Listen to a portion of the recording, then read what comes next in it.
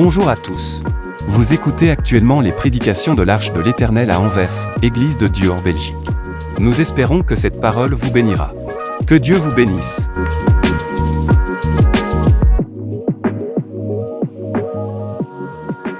Amen.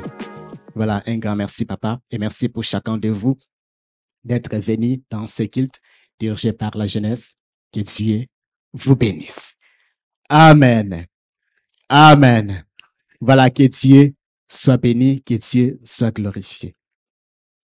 Sans plus tarder, je vous invite ce matin, nous allons prendre nos Bibles et nous allons lire un long texte dans le livre des Juges, Juges chapitre 6. Nous connaissons bien le texte, verset 11. Juges chapitre 6, à partir du verset 11, vous avez trouvé Juges, le livre des Juges, chapitre 6, les versets 11 et la suite, jusqu'au verset 32.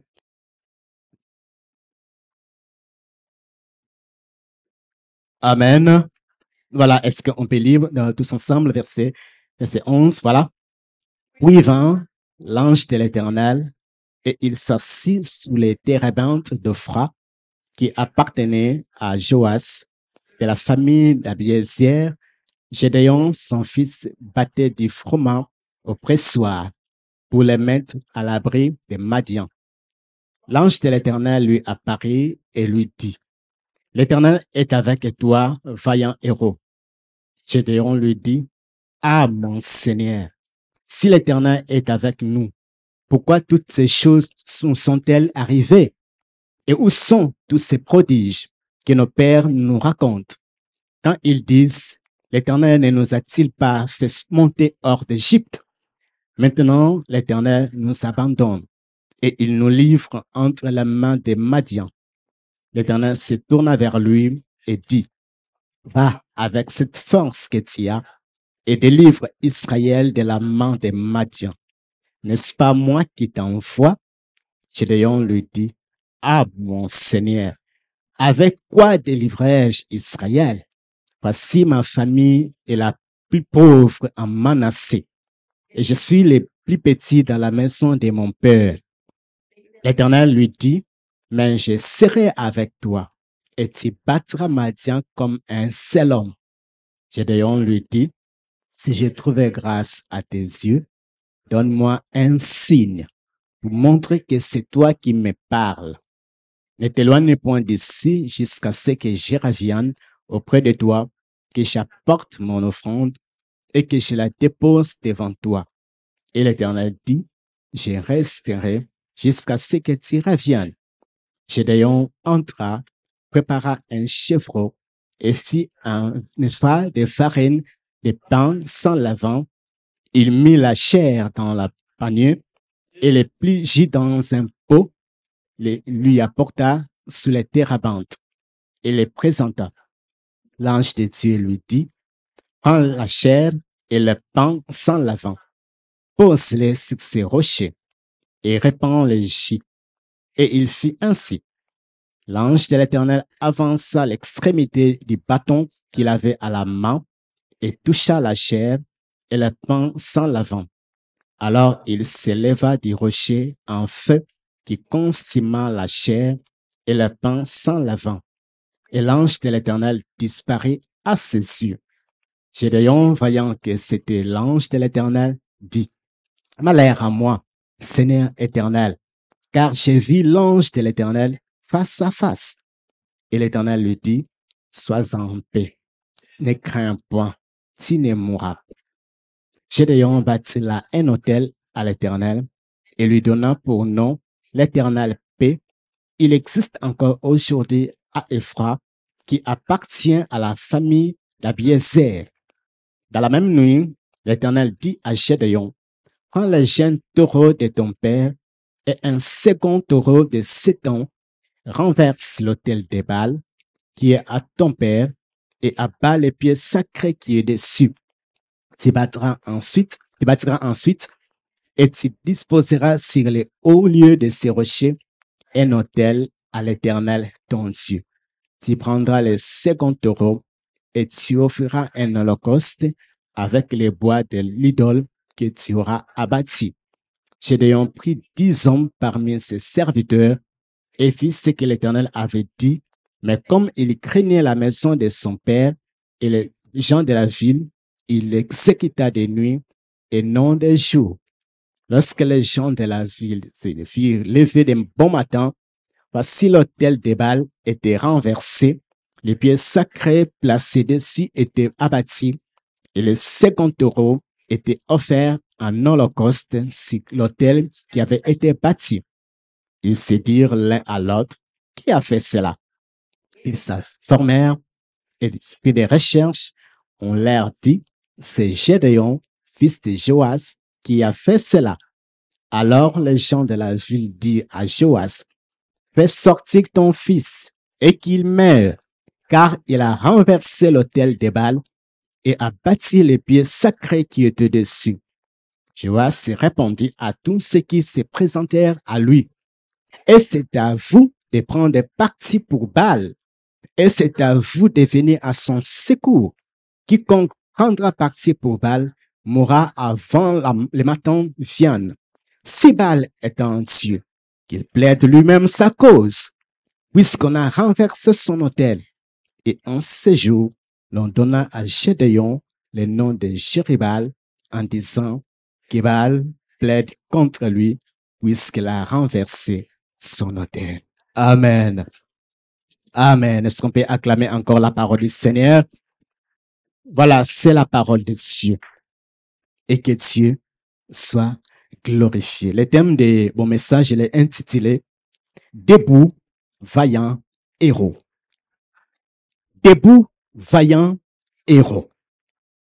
Il est dit au verset 14, l'Éternel se tourna vers lui et lui dit, va avec cette force que tu as et délivre Israël de la main des Madian.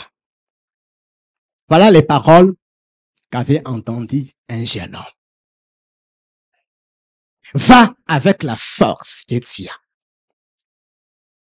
N'attends pas que tu deviennes plus fort, mais avec ce que tu as, avec ce que Dieu a mis à ta disposition, tu sauveras, tu seras vainqueur, tu réussiras. Il dit, va avec la force que tu as et délivre Israël. Debout, vaillant héros. Vous savez, lorsqu'on parle d'un vaillant héros, l'idée principale qui nous vient à l'esprit, c'est un homme fort. C'est un homme qui a remporté des victoires.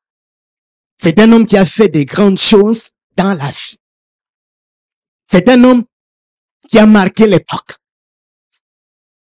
C'est un homme qui est allé au-delà.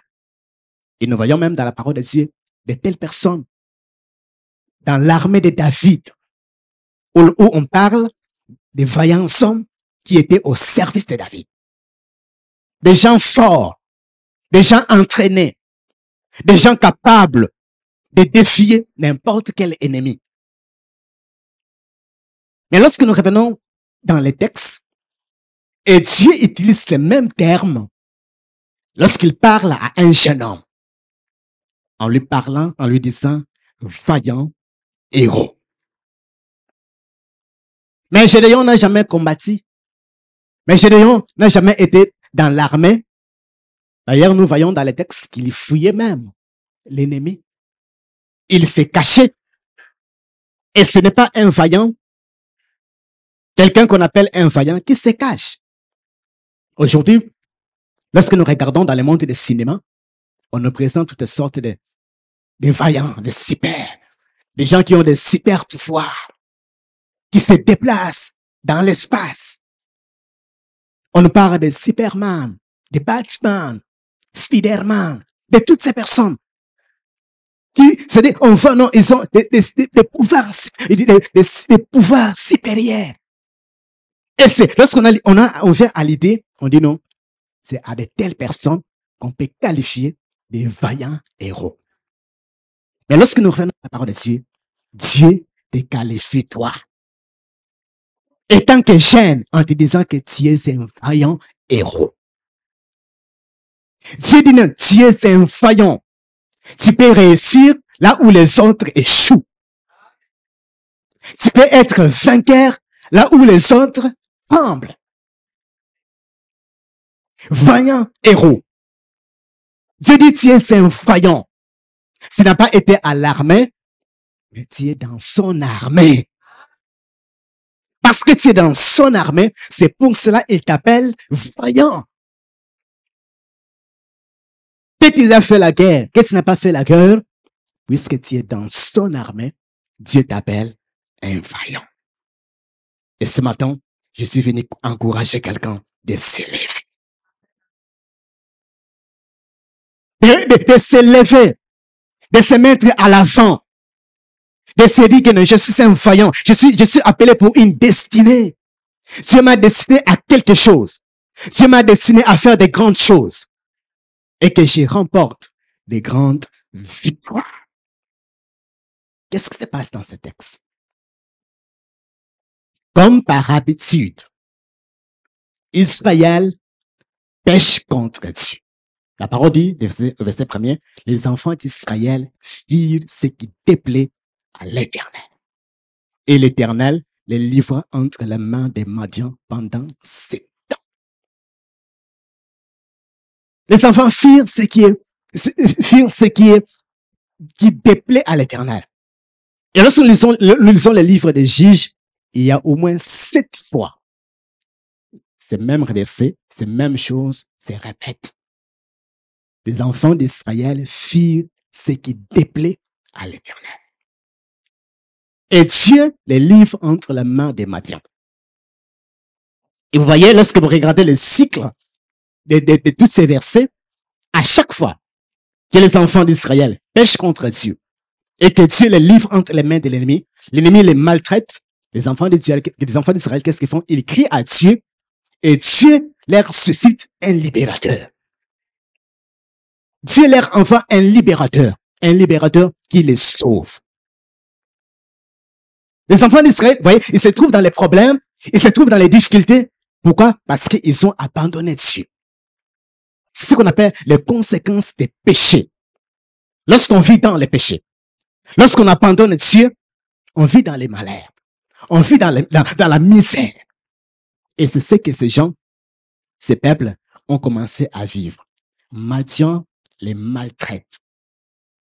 Parce que la main des Madians devient plus forte, plus puissante. Et Israël ne peut pas résister à cette main qui les terrasse. Israël ne peut pas résister. Israël, Madian est fort. D'ailleurs, il ne vient pas tout seul. Il a des alliés. Parce que dans le passé, Israël avait vaincu Madian à l'époque de Moïse. Il avait détruit Madian. Et je crois que Madian avait gardé cette haine en lui. Et là, lorsqu'ils ont l'occasion, ils ont l'opportunité, qu'est-ce qu'ils font? Ils les détruisent. Et qu'est-ce qu'ils font? À chaque fois, Israël sème. Et il vient, il les ravage tout. La parole dit, ils ont laissé à Israël ni vivre, ni brebis, rien de bon. Et Israël est tombé dans les malheurs. Il manque la nourriture. Et lorsque nous lisons le chapitre précédent, où il y avait le juge Déborah, là, qu'est-ce que l'ennemi a fait? L'ennemi les prive des armes. Et là, Israël est privé de nourriture. Et comment on peut aller combattre sans armes, sans nourriture? Et là, Madian les domine. Pourquoi? Parce que ces gens, ils ont abandonné Dieu. Lorsqu'on abandonne Dieu, même ce que nous avons dominé avant, nous rattrape aujourd'hui. Des habitudes qu'on avait laissées hier, nous rattrapent. Vous voyez quelqu'un qui avait connu Dieu, qui s'était attaché à Dieu, et qui abandonne Dieu. Qu'est-ce que vous les voyez après? Vous les voyez dans l'alcool. Vous les voyez prendre des cigarettes pour noyer ses soucis. Pourquoi? Parce qu'il a abandonné la source intarissable. Qui est Dieu? Ils ont abandonné leur protecteur. Celui qui les protégeait, celui qui les bénissait. Ils ont abandonné Dieu. Et là, qu'est-ce qui se passe? Israël se rend quand même compte que dans cette situation, on ne peut pas se sortir tout seul. Nous ne pouvons pas sortir de nous-mêmes. Nous avons besoin de Dieu. Nous avons besoin que Dieu nous délivre. Ils ont compris que seul Dieu pouvait les faire sortir de cette situation. Seul Dieu pouvait les restaurer. Seul Dieu pouvait faire quelque chose. Parce que d'eux-mêmes, ils ne pouvaient rien faire. Et là, qu'est-ce qu'ils font? Ils crient à Dieu. Et Dieu est bon. Vous savez, notre Dieu est bon. Notre Dieu est plein de bonté. Notre Dieu est plein de miséricorde. Et en dépit de leurs circonstances, en dépit de ce qu'ils avaient fait, en dépit de leurs péchés, la parole de Dieu écoute. Et Dieu les exauce et Dieu agit. Dieu répond. Ils ont abandonné Dieu. Et maintenant, ils sont dans les malheurs. Ils crient à Dieu. Sans jugement. Dieu entend. Dieu écoute. Et c'est ça l'efficacité de la prière. Dieu entend. Et Dieu répond. Et lorsque nous revenons en arrière dans les histoires précédentes, qu'est-ce qui se passe? Lorsque Dieu répond, il ressuscite un libérateur. Et le libérateur, qu'est-ce qu'il fait? Il vient, il les libère. Et là, nous voyons, Dieu répond, Dieu entend, Dieu répond, et là, Dieu répond en deux phases. D'abord, qu'est-ce que Dieu fait? Dieu leur envoie un prophète. On lit au verset 6. La parole dit, Israël fut très malheureux à cause des Madians. Et les enfants d'Israël crièrent à l'Éternel. Lorsque les enfants d'Israël crièrent à l'Éternel au sujet des Madians, l'Éternel envoya un prophète aux enfants d'Israël. Dieu commence à envoyer un prophète, un messager. Et le nom de ce prophète n'est pas cité. Pourquoi? Parce que ce n'est pas important qu'on cite son nom. Parce que ce qui est important, ce n'est pas lui, mais ce qui est important, c'est la relation qui doit être établie entre le peuple et Dieu. Et son nom n'est pas cité. Il vient, il apporte la parole. Il apporte la parole de Dieu. Et qu'est-ce qu'il leur dit? Il leur dit, ainsi parle l'Éternel, le Dieu d'Israël. Je vous ai fait monter d'Égypte et je vous ai fait sortir de la maison des servitudes. Je vous ai délivré de la main des Égyptiens et de la main de tous ceux qui vous opprimaient. Je les ai chassés devant vous et je vous ai donné leur pays. Je vous ai dit, je suis l'Éternel, votre Dieu. Vous ne craindrez point les dieux des Amoriens dans les pays lesquels vous habitez. Et la conclusion, c'est quoi? Vous n'avez pas écouté ma voix. Il dit, vous n'avez pas écouté ma voix. Ça veut dire, si vous êtes dans les malheurs, si vous êtes dans ce que vous vivez, c'est parce que vous n'avez pas écouté ma voix. Vous n'avez pas écouté ma parole. Je suis votre Dieu. Je vous ai dit, je vous ai sauvé, je vous ai libéré. Dieu retrace tous les bienfaits qu'il a fait à ses peuples. Mais en récompense à ce que Dieu a fait, qu'est-ce que ces gens font? Ils abandonnent Dieu. Et c'est ce que parfois les gens font. Dieu les bénit. Dieu agit dans sa vie.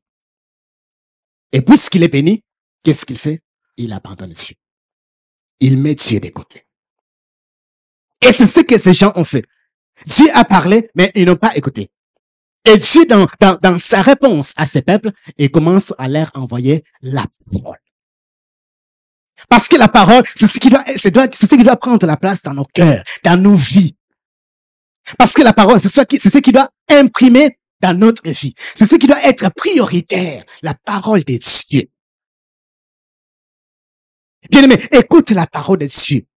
Lis la parole de Dieu. Elle doit être prioritaire. Avant que Dieu envoie un libérateur, il commence d'abord à envoyer la parole. Parce que la parole sauve, la parole guérit, la parole libère. La parole des cieux. Aujourd'hui, nous entendons toutes sortes. Nous avons le temps de faire tout, sauf d'écouter la parole de Dieu. Nous avons le temps de lire tout, sauf de lire la parole de Dieu. Oh, c'est la parole qui nous donne la force. C'est la parole qui nous donne la foi. C'est la parole qui suscite en nous la foi, qui nous fait grandir dans la connaissance de Dieu. La parole de Dieu. Alors ne néglige jamais la parole de Dieu. La parole de Dieu est importante. Parce qu'il nous garde. Il nous protège. Contre toutes sortes de choses mauvaises qui peuvent nous arriver. Comme je l'ai dit, aujourd'hui nous avons le temps. Nous avons le temps d'écouter tout, sauf le temps pour écouter la parole de Dieu. Ça ne doit pas être ainsi pour un vaillant héros. La parole de Dieu doit imprimer. Tu dois désirer cette parole. Que la parole habite en nous. Que la parole soit dans toute son abondance. La parole de Dieu. La parole qui libère. La parole qui sauve. La parole qui guérit. La parole de Dieu. Et la parole n'est rien d'autre que Dieu lui-même. Jeunes gens, la parole de Dieu est importante dans nos vies de tous les jours. Et ça, c'est la première chose. C'est la première phase que Dieu fait, que Dieu répond à ses peuples. Il leur envoya la parole. Il leur donna sa parole. Cette parole qui leur rappelle que l'Éternel est le seul Dieu. Et ce Dieu est votre Dieu. Et ce Dieu est le Dieu qui sauve. Et ce Dieu est le Dieu qui libère. Et ce Dieu est le Dieu qui agit. Là où les hommes ne peuvent agir, ce Dieu agit à cause de sa parole. La parole de Dieu. Alors ne soyons pas comme ces gens à qui Dieu a parlé, mais qui ont refusé d'écouter la voix de Dieu. La parole. Et en deuxième phase, Dieu n'envoie pas directement un libérateur. Dieu prépare un libérateur pour Israël. Parce que dans d'autres histoires, le libérateur est déjà préparé. Lorsqu'il rentre dans la scène, il vient justement pour libérer. Et là, Dieu prépare un libérateur. Et lorsqu'il vient, qu'est-ce qu'il a dit?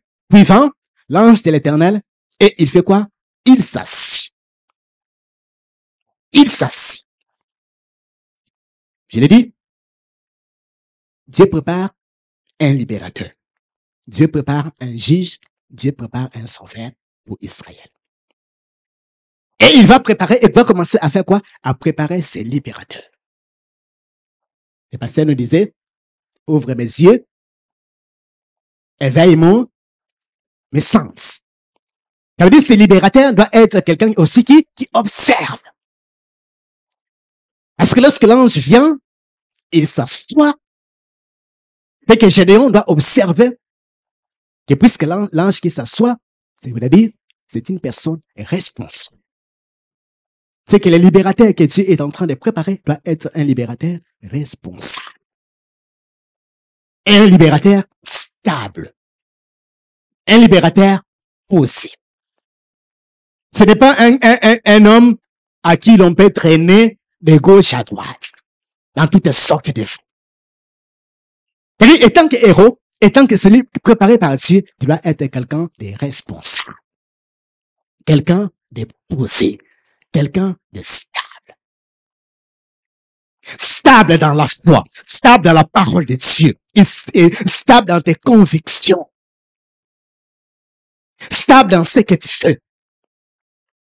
Et voilà la première chose que Gédéon doit observer. Ce n'est pas quelqu'un qui est agité. Ce n'est pas quelqu'un qui est léger. Parce que Dieu ne nous appelle pas à être léger. D'ailleurs, vous verrez plus tard, lorsque Dieu fait la sélection pour les 300 hommes qui vont aller combattre, il dira à Gédéon, le peuple que tu as est trop nombreux. Il dit aux oreilles de peuple, qui est celui qui a peur? Celui qui est craintif, qu'il rentre. Sur 32 000 personnes, 32 000 soldats qui sont venus pour combattre, 32 000, 22 000 ont peur. 22 000. Ils ont peur. Et là, Dieu lui montre, non, c'est-à-dire la personne qui est préparée par Dieu, c'est quelqu'un qui est stable. C'est quelqu'un qui est stable dans sa foi. On ne peut pas t'entraîner par n'importe qui. On ne peut pas te déraciner par n'importe qui, par n'importe quelle doctrine. Parce que tu sais où est-ce que tu es assis. Tu es assis dans les promesses de Dieu. Tu es assis dans la parole de Dieu. Personne ne peut te déraciner si tu es posé. Parce que tu connais ce Dieu. Qu'il est le seul vrai Dieu. Et c'est ça que Gédéon va commencer d'abord à observer. L'ange vient, il s'assoit. Parce qu'il veut quelqu'un de stable. Jeunes gens, soyons des jeunes qui sont stables. Que personne ne vous emporte dans n'importe quelle doctrine. Parce que ici, nous entendons la parole de Dieu. Nous écoutons la parole de Dieu. Et c'est cette parole que nous devons nous asseoir. Quelles que soient les circonstances, quels que soient les temps, je suis assis dans les promesses de Dieu. Je suis assis dans la parole de Dieu. Et c'est ça, la préparation que Dieu fait au libérateur qu'il va envoyer. Il dit, puis vint l'ange de l'Éternel et il s'assit. Verset 12. L'ange de l'Éternel lui apparaît et lui dit, l'Éternel est avec toi, vaillant héros. Il dit, l'Éternel est avec toi, vaillant héros. Vaillant héros. Et là, qu'est-ce que Dieu lui montre? Dieu lui montre sa véritable identité. L'identité que Gédéon lui-même ignorait. Qu'il est un vaillant. Il est un homme fort. Et c'est ce que nous sommes. Ils en vie l'espérance de la gloire. Jeunes gens, tu es un vaillant. Que personne ne te trompe. Tu es un vaillant héros. Dieu lui révèle cette identité. Pourquoi? Parce que cette identité, s'il comprend bien cette identité de ce qu'il est, sa mission sera facile. C'est-à-dire, il met en pratique ce concept de son identité. Il comprend qui il est, le reste devient facile. Parce qu'il sait, il est avec qui. Mais comprenons ceci. Cette identité n'a pas de valeur par lui-même. Vous comprenez ça?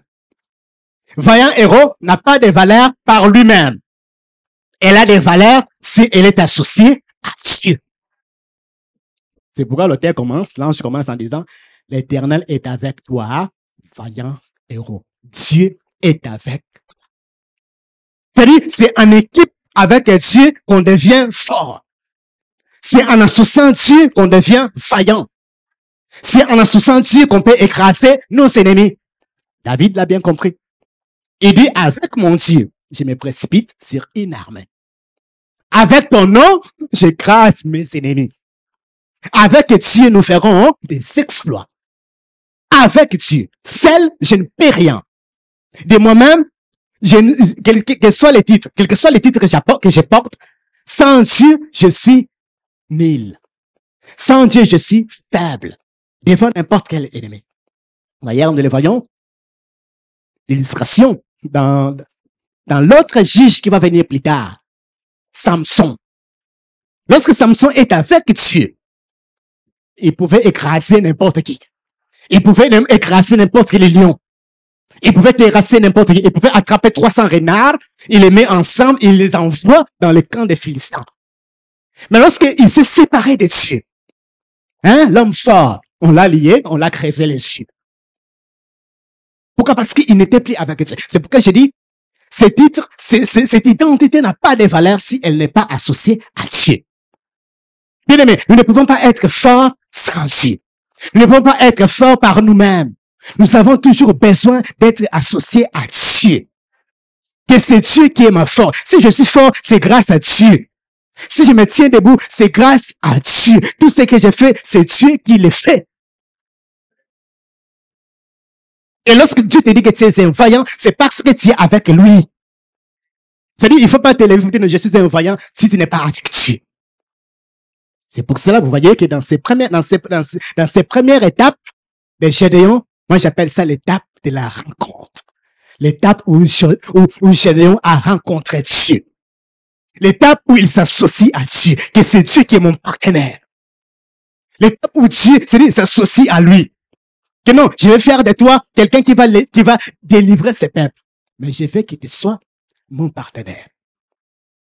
Parce que ce n'est pas toi qui va aller combattre, mais c'est moi qui va combattre au travers de toi. Et c'est ça un vaillant. C'est parce que vous êtes associé à Dieu. C'est parce que vous êtes en intimité avec Dieu. Vaillant héros. Ne sois pas seul. Tu ne peux rien faire. Tu ne peux rien accomplir. Tu ne peux pas accomplir de grandes choses toute seule. C'est seulement avec Dieu. C'est seulement en collaborant avec Dieu. Avec Dieu. Que nous pouvons réussir. Et lorsque Gédéon comprend que celui qui le parle, c'est Dieu, qu'est-ce qu'il fait? Il dit, ah, malheur à moi. Je vais mourir. Mais Dieu lui dit non, tu ne mourras pas. Et qu'est-ce que Gédéon fait? La parole dit, Gédéon bâtit un autel. Et il l'appela l'Éternel épée. L'Éternel épée. Jéhovah Shalom. Il bâtit un autel. Et moi j'appelle l'autel d'adoration. Où il est seul, en train de glorifier ce Dieu qui donne la paix. Mais la paix n'est pas encore là. Israël est toujours sous la domination de l'ennemi. Mais lui, il confesse que Dieu est le Dieu de paix. C'est Dieu me donne la paix. Il déclare que c'est des choses qui vont arriver. Il parle bien. L'autel d'adoration. Il adore Dieu. C'est-à-dire, il y a personne. C'est entre Dieu et moi. C'est dans l'intimité que je l'adore. C'est dans l'intimité que je le glorifie. Oui, c'est Dieu et le Dieu de paix. C'est Dieu est venu vers moi. Qui suis-je? Il est venu vers moi. Et il l'adore. Et c'est ce que nous faisons. Et lorsque nous servons Dieu, c'est pour sa gloire. Nous ne les faisons pas pour que les gens nous voient. Nous ne les faisons pas pour que les gens nous regardent. Non, nous venons pour rendre un culte à Dieu. Nous venons célébrer Dieu parce que nous savons ce que ce Dieu est capable de faire. Et ça se fait dans l'intimité. Il adore. Il glorifie ce Dieu. C'est Dieu de paix. C'est Dieu qui paie tout. C'est Dieu qui donnera la paix. Et c'est ton Dieu. C'est-à-dire, quelles que soient les circonstances que tu passes, que tu peux passer, à laquelle tu peux traverser, commence à glorifier ce Dieu. Commence à confesser de ce que ce Dieu va faire. Que non, tous ces problèmes n'est que passagers. Mon Dieu est capable de tout. Mon Dieu agira. Mon Dieu fera toutes choses. Voilà pourquoi je l'appelle déjà Jéhovah Shalom. Le Dieu qui me donne la paix. Et je l'ai glorifié. Gédéon est en train de glorifier ce Dieu. Et qu'est-ce que tu fais? Après cet autel, Dieu lui dit, Gédéon, voilà. La première étape est terminée. L'étape de la rencontre avec Dieu, où Gédéon adore Dieu. Maintenant, on passe à la deuxième étape, qui est l'étape de la consécration. L'étape de la consécration. Et dans cette étape, qu'est-ce que tu dis? Il dit, Gédéon, il vient voir Gédéon, il dit, Gédéon, il y a un problème. Dans la maison de ton père, il y a un autel. Et cet autel n'est pas mon autel. Et cet autel, je ne le veux pas. Il dit, va dans la maison de ton père, renverse cet autel. Et tu bâtiras ensuite un autre autel à l'Éternel, ton Dieu. Voyez, lorsque Dieu avait dit à Gédéon, voilà, l'Éternel est avec un vaillant héros. Qu'est-ce que Gédéon a répondu? Si l'Éternel était avec nous. Mais Dieu n'a pas dit que l'Éternel est avec vous. Dieu a dit l'Éternel est avec toi. C'est personnel. C'est une relation personnelle. Il a dit, l'Éternel est avec toi. Et là, il dit à Gédéon, tu bâtiras un autel à l'Éternel, ton Dieu. Ce n'est pas à l'Éternel, votre Dieu. Mais à l'Éternel, ton Dieu. C'est personnel. C'est entre toi et moi. C'est une consécration entre toi et moi. Et Gédéon, il appelle, c'est normal. Il prend 10 personnes, 10 de ses serviteurs. Ils vont renverser cet autel. C'est-à-dire, il obéit à ce que Dieu lui avait. Il renverse l'autel. L'autel est renversé et il bâtit un autre autel. C'est-à-dire un nouveau autel. Que moi j'appelle l'autel des témoignages. Que maintenant j'appartiens à Dieu. J'appartiens à Dieu. Maintenant les gens de la ville arrivent. Le matin. Ils arrivent. Leur hôtel, il n'y a pas leur hôtel. Leur hôtel a été remplacé par un autre hôtel.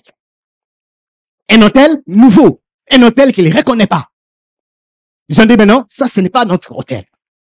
Qui a renversé l'hôtel de Baal? Ils ont fait les recherches. Et ils ont trouvé les coupables. Ils ont dit, c'est qui? C'est Gédéon. Et là, qu'est-ce qu'ils ont dit?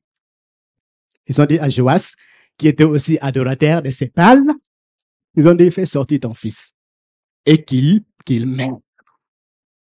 Vous voyez, c'est ce que parfois nous faisons. Dieu leur avait envoyé un sauveur, un libérateur, pour leur bien. Maintenant, là, qu'est-ce qu'ils veulent? Ils veulent sa mort.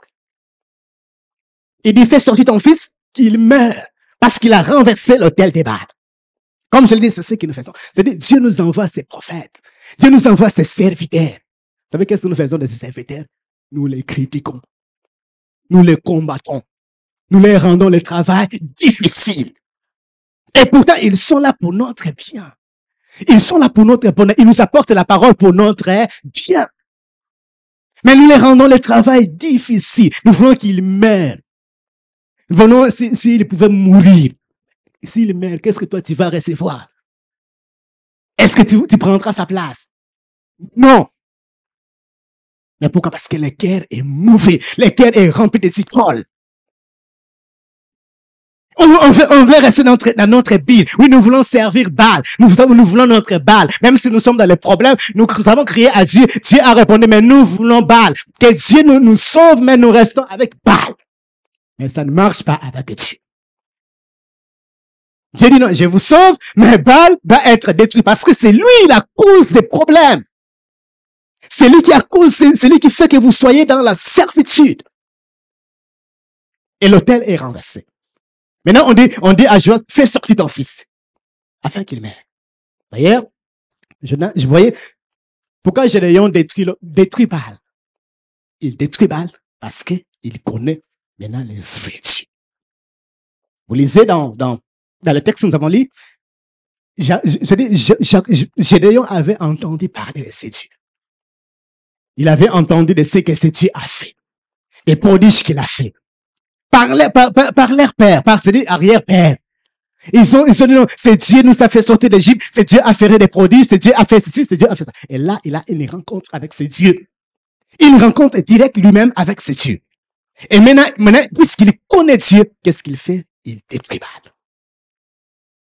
C'est ce qu'on appelle les compromis. Lorsqu'on a connu Dieu.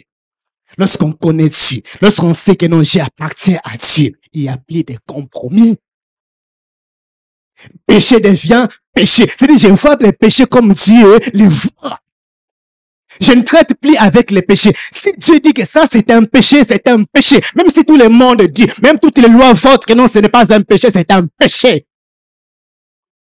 Si Dieu dit non, les rapports sexuels avant les mangeages, c'est un péché, c'était un péché. Il n'y a pas à discuter. Il n'y a pas de dire non, la société, tu vois, nous vivons dans une société. Oui, la société, mais la parole de Dieu, qu'est-ce que la parole de Dieu dit? C'est la parole de Dieu qui est la vérité. Et Gédéon, puisqu'il connaît Dieu, qu'est-ce qu'il fait? Il détruit Baal. Il renverse Baal.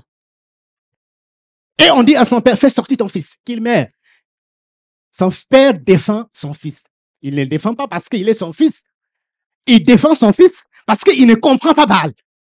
C'est-à-dire que c'est comme il ne comprend plus Baal. Comment on a renversé ton autel et tu n'as rien fait? C'est ce qu'il dira, hein? Si Baal est Dieu, qu'il plaide lui-même. C'est-à-dire qu'il s'occupe lui-même de ses affaires. Parce qu'on a renversé son autel. Et c'est là, c'est-à-dire on donne à Gédéon le nom de Jérubal. C'est-à-dire tout le monde attend que Baal s'occupe de lui. Et Baal ne fait rien. Et Baal ne fait rien parce que Baal n'est pas Dieu. Bien-aimés, nous avons un Dieu puissant. Nous avons un Dieu glorieux.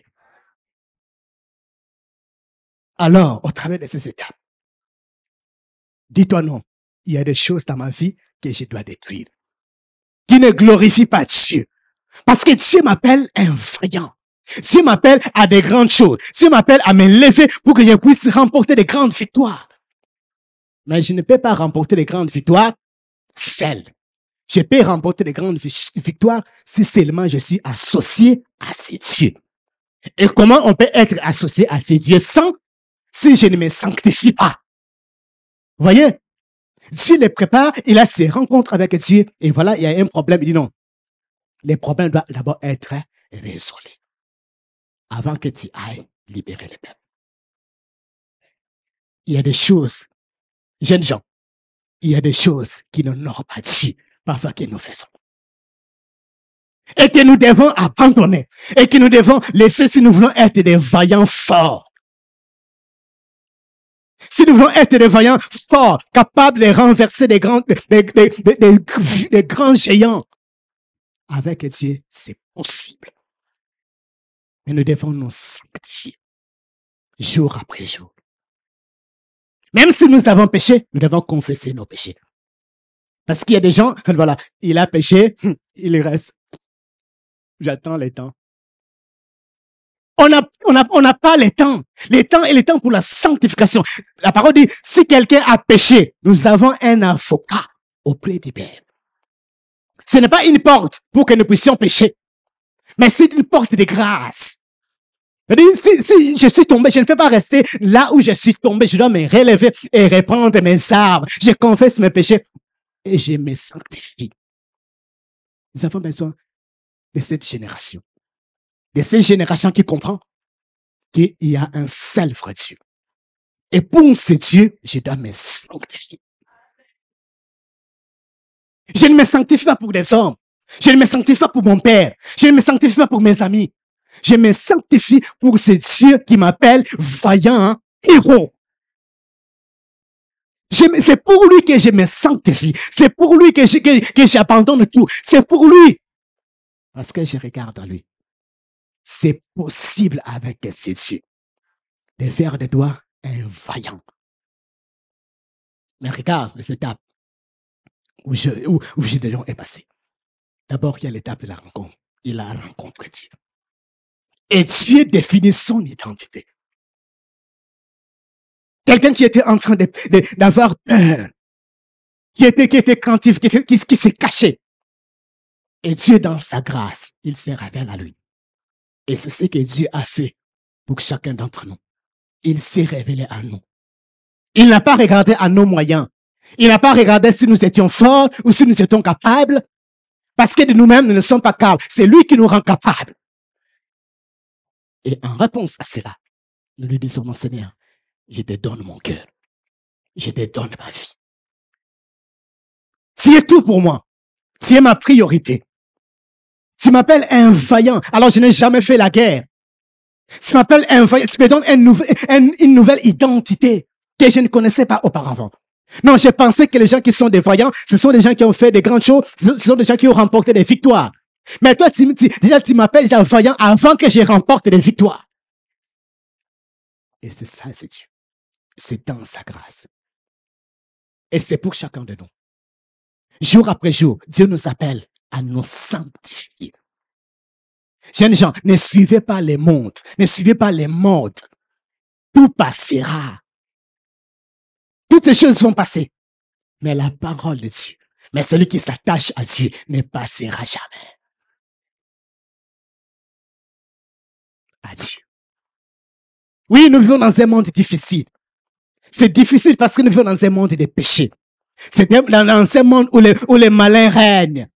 Ils veulent nous détruire. Ils veulent nous détruire, nous étant chrétiens. Pour que nous puissions vivre dans des compromis. Nous puissions vivre dans le péché. Pour dire non, ce n'est pas grave. Mais oui, c'est grave. Oui, pour le monde, ce n'est pas grave. Parce que c'est ce que le monde fait. Parce que le monde veut nous attraper à lui. Mais Dieu nous a mis à part pour lui. Et il nous appelle des vaillants. Et ce matin, il te dit, tu es un vaillant. Il dit, avec cette force que tu as, n'attends pas que tu deviennes vieux pour servir Dieu. N'attends pas que tu deviennes vieux pour vivre dans la sanctification. N'attends pas que vous dites non, j'attends d'abord. Quand je vais me marier, j'ai d'abord essayé partout. Essayer partout. Et si je trouve la bonne personne, et je reviens. Non!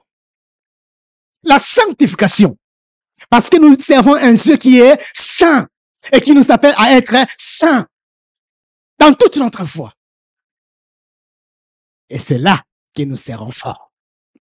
Et c'est là que le monde ne va pas nous reconnaître. Il ne va pas nous reconnaître. Il veut notre mort. Il se prend pour qui? Nous tous nous prions. Oui, nous tous nous prions, mais nous tous nous ne marchons pas avec Dieu. Oui, nous tous nous prions, nous tous nous irons au ciel. Nous n'irons pas tous au ciel. C'est des mensonges. C'est seulement ceux qui font la volonté de Dieu, nous dit la parole. Toi, tu ne fais pas la volonté de Dieu. Et nous irons tous au ciel. Parce que ce n'est pas les gens qui viennent à l'église qui iront, tout le monde qui vient à l'église qui iront au ciel. C'est seulement les gens qui font la volonté de Dieu. Qui se sanctifient. Qui disent non, ça c'est le péché, ça c'est le mal, ça c'est le bien, j'ai choisi les biens. Et c'est ce que Gédéon fait. Dieu l'appelle un vaillant. Il dit non, j'ai choisi alors, puisque c'est Dieu qui m'appelle, puisque c'est Dieu qui me donne ce titre, alors j'ai choisi Dieu. Et Dieu te dit, tu es fort. Dieu dit, tu peux réussir. Là où d'autres échouent, tu peux réussir. Là où les autres remportent des défaites, toi tu peux remporter la victoire. Si tu es en équipe avec moi, l'Éternel est avec toi, vaillant héros. Alors, debout, vaillant héros. Dieu t'a donné une nouvelle identité. Alors prends au sérieux de cette identité. Dis-toi que non, je suis enfant de Dieu. Et je ne peux pas vivre comme tout le monde. Je ne peux pas mener ma vie comme tout le monde. J'ai été mis à part pour quelque chose. C'est ça, Gédéon. Gédéon a été mis à part pour libérer Israël. Et dis-toi aussi, Dieu t'a mis à part pour quelque chose qui peut sauver ta famille, qui peut sauver l'église, qui peut sauver la jeunesse. Mais si tu te dis non, que je me mets dans la moule, Dieu n'a pas choisi tout le monde. Il est allé trouver un homme, quelqu'un. Et là maintenant, Gédéon sert un témoin de ce que ses pères l'avaient dit. Que ce Dieu est fort, que ce Dieu est libre, que ce Dieu nous a fait sortir d'Égypte par sa main puissante. Et il les verra. Parce qu'il a choisi ce Dieu. Ce matin, ne veux-tu pas aussi choisir ce Dieu? Dire, compromis, terminé. Divorce, péché, on a fini avec toi. Parce que je vais me sanctifier pour mon Dieu.